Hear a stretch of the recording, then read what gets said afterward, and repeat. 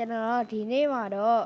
ကျွန်တော်ဒီဓားလေးနဲ့ကျွန်တော်ဒီခံလေးကိုစမ်းသွားဖြစ်ပါတယ်ဒါကတော့ကျွန်တော်အမပေါ့နော်ကျွန်တော်အမကိုကျွန်တော်စမ်းထားချွဲအဲ့တော့ခဏရက်နေ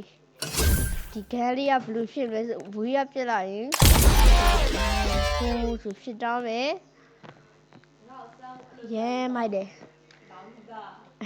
ရဲမိုက်တယ်ဝေးရကြည့်ရင်တော့ဒါလေးလိုလေးပြလိုက်တယ်ဖုန်းတို့ပဲပို့လေးချေွာဒီခံကလေကောင်းဒီဓာတ်ကလေကောင်းတယ်ပြောခံတော့ဖြစ်သွား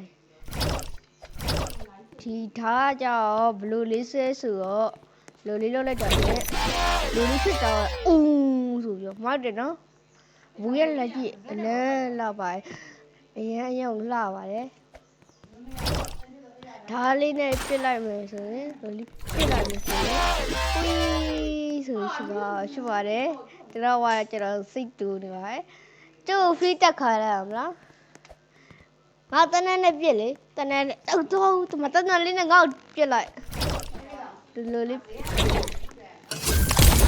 နိုင်ဝိုင်းရဲဝိုင်းခဲလေးပေါ့နော်